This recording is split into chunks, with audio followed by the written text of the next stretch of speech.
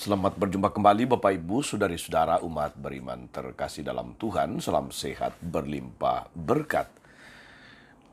Hari Selasa tanggal 13 Agustus 2024, saya Romagus CSSR mengajak saudari-saudara merenungkan kutipan Injil Matius bab 18 ayat 1-5, dilanjutkan ayat 12-14.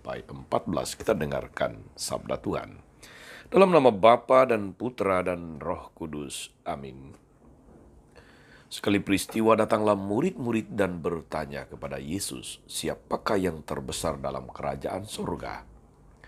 Maka Yesus memanggil seorang anak kecil dan menempatkannya di tengah-tengah mereka lalu berkata, Aku berkata kepadamu sungguh, jika kalian tidak bertobat dan menjadi seperti anak kecil ini, kalian tidak akan masuk ke dalam kerajaan surga. Sedangkan barang siapa merendahkan diri dan menjadi seperti anak kecil ini, dialah yang terbesar dalam kerajaan surga. Sedangkan barang siapa menyambut seorang anak kecil seperti ini dalam namaku, dia menyambut aku. Ingatlah, jangan menganggap rendah seorang pun dari anak-anak kecil ini. Karena aku berkata kepadamu, malaikat-malaikat mereka di sorga selalu memandang wajah Bapakku yang di sorga. Lalu Yesus bersabda lagi, bagaimana pendapatmu?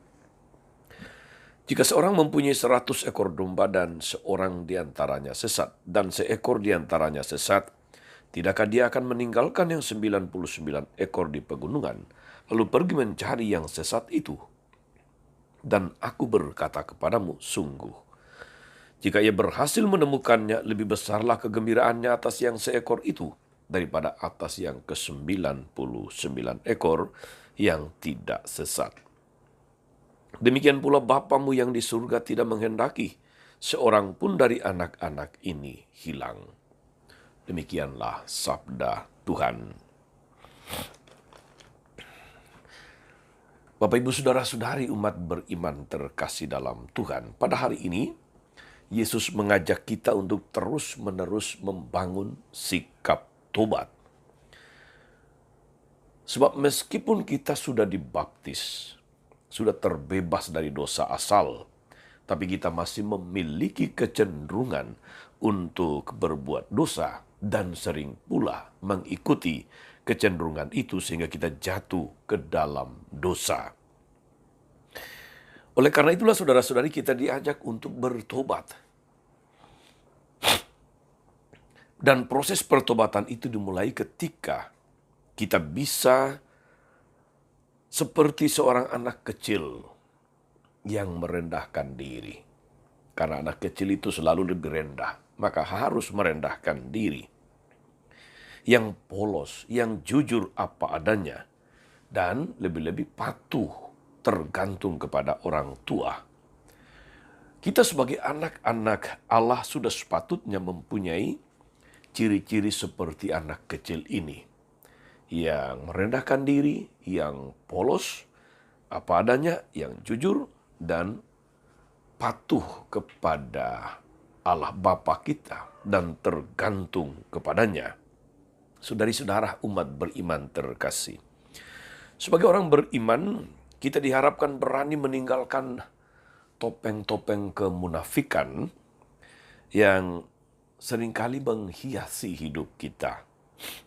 Menghilangkan kesombongan dan keangkuhan yang kadang selalu menjadi kebanggaan kita. Dan ketidakpatuhan terhadap Allah yang terus berulang dari waktu ke waktu. Anak-anak yang kecil yang ada di rumah, yang ada di sekolah, yang ada di gereja, yang ada di lingkungan kita, sekarang bisa menjadi cermin hidup dan guru kebijaksanaan bagi kita dalam mengembangkan iman, di dalam menghayati iman kita di hadapan Tuhan. Kita diharapkan berani memperbaiki dan mengubah hidup kita. Dan pertobatan seperti itu tidak hanya akan membuat hidup kita semakin berkualitas, tapi juga akan memberikan dampak yang baik bagi orang lain yang hidup bersama dengan kita. Semoga saudara-saudari Dalam seluruh karya pelayanan hari ini, aktivitas apapun, kita belajar untuk merendahkan diri, bukan meninggikan diri. Kita belajar untuk polos apa adanya dan tidak membangun kemunafikan.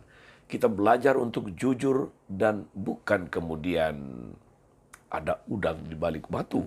Kita belajar untuk tergantung kepada Bapa dan tidak merasa bahwa segala sesuatu bisa kita atasi, bisa kita kuasai, bisa kita kendalikan sendiri.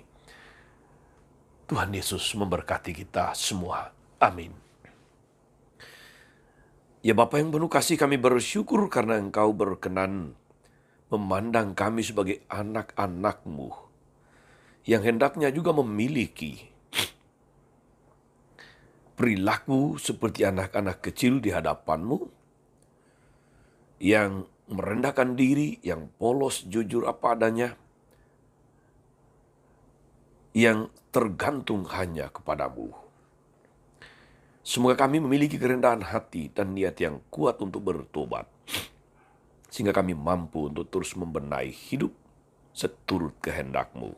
Kaulah Tuhan dan pengantara kami sepanjang segala masa. Amin. Saudari-saudara sekalian, berkat Allah turun atas saudara-saudari.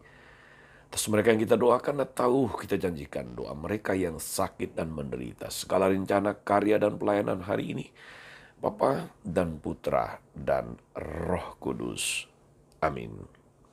Tetap sehat, teruslah menjadi berkat. Jangan lupa like, subscribe, nyalakan lonceng notifikasinya. Salam 52, Tuhan memberkati.